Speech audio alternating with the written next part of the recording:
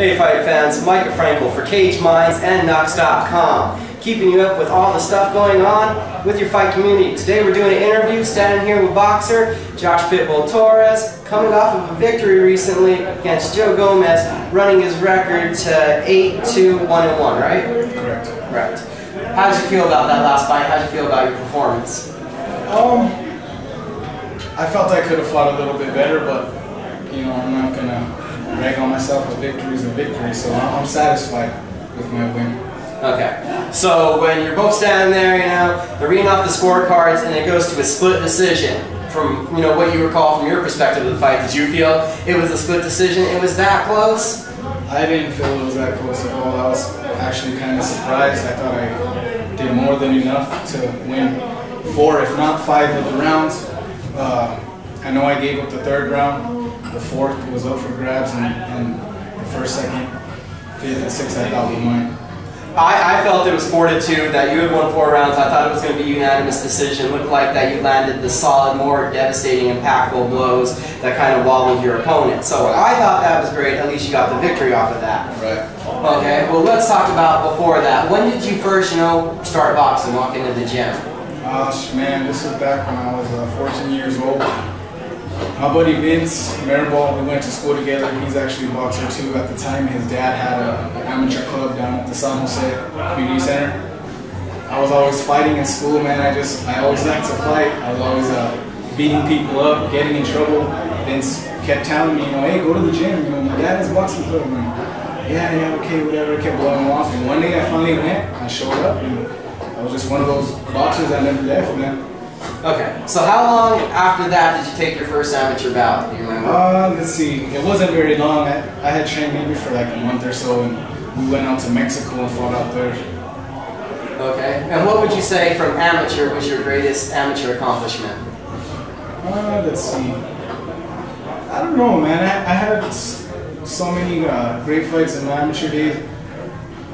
Richard Maribel, my old amateur coach, he used to promote the shows at Sky City almost like they were pro fights. So they were a lot of fun. You know, we had entrance music and our entourage, and we had our, you know, our ring walks and stuff. So a lot of my fights were fun. It's hard to pick out one big moment. Okay, well, from being that natural-born fighter, how long did it take before you were like, okay, making this a job, gonna be a profession, this is what I want to do with my life? In all honesty, it took years. It wasn't until about 1.5 years ago that I started digging deep and getting serious about my career. Before, you know, I was still young, 18, 19 years old. I used to like to party in between fights, go out, drink and stuff. And it wasn't until recently, before I fought on the Holly Holmes undercard, when I beat Hoy Rodriguez, that I started taking my career more seriously. Okay, well from that, we've seen you fight all the way from 153.5 pounds to like 143. Would you say that you found a comfortable weight class somewhere that you would want to stay, or you're happy bouncing in between? Where would that be at? I feel comfortable at 47. I don't struggle at all to make the weight.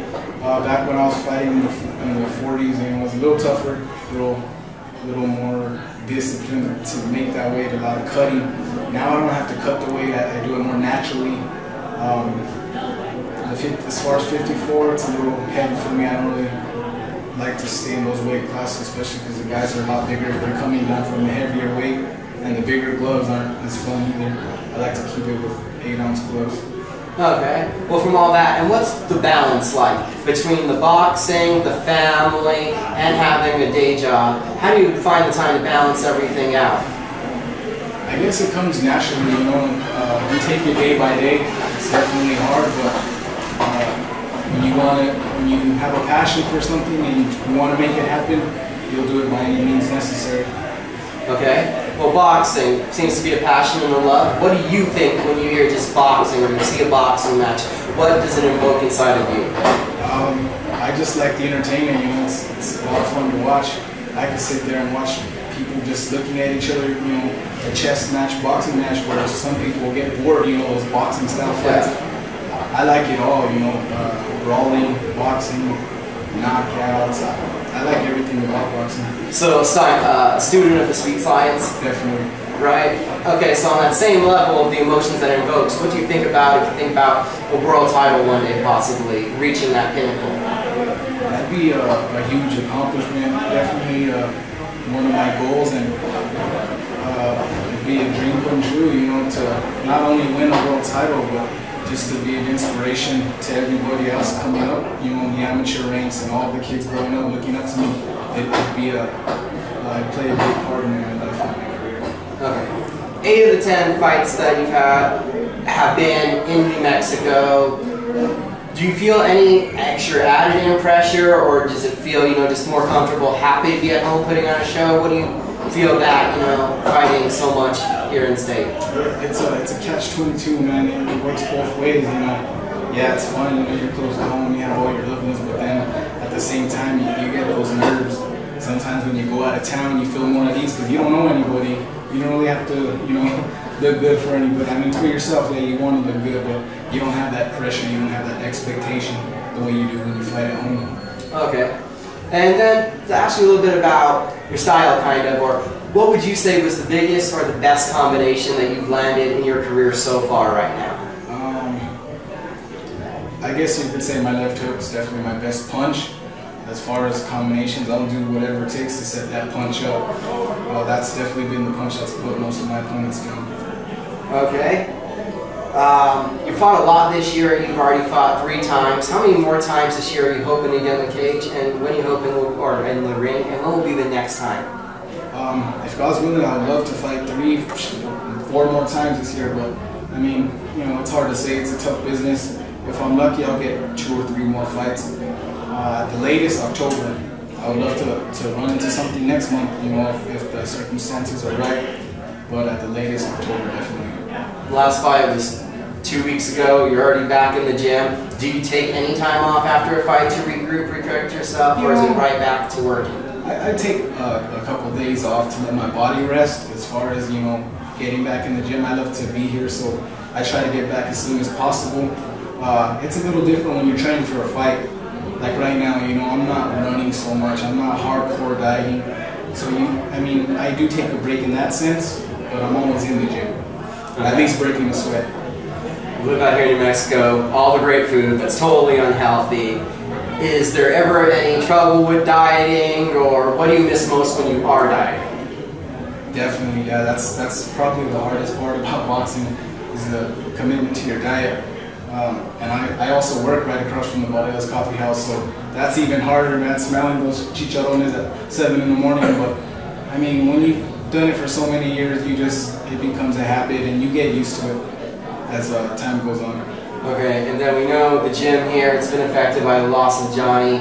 How have you personally felt from that, and what has the gym as an atmosphere been like since then? Me personally, you know, I use it as motivation. I know Johnny believed in me. Anybody that stepped foot in the ring, I mean, in this gym will tell you the same thing. You know, he always had faith in me, and he made me believe in myself, and that's played a big factor in my career. As far as the atmosphere, you know, it's definitely quiet, but I mean, I still feel his energy. I can still feel him pushing me when I feel like, you know, giving up, when I feel I'm tired. I still feel his energy, even in my fights, you know, and I feel he's there with us. Okay, thank you. That's wrapping it up with our interview. We'll give him 1 more minute. Thank any of your sponsors, anyone you want to shout out to right now. Give Josh a moment to do that. I want to thank Jake's 4th Street Barbershop, King James Progressive Designs, Sky Management, Gordo's Jewelry, all my family, friends, and fans, Knuxx Magazine. Thank you guys for all your support. All right, thank you, Josh, for the time, and everybody look out for the next fight. When you see Josh Pitbull Torres coming, you know it's going to be an exciting knockout. Definitely.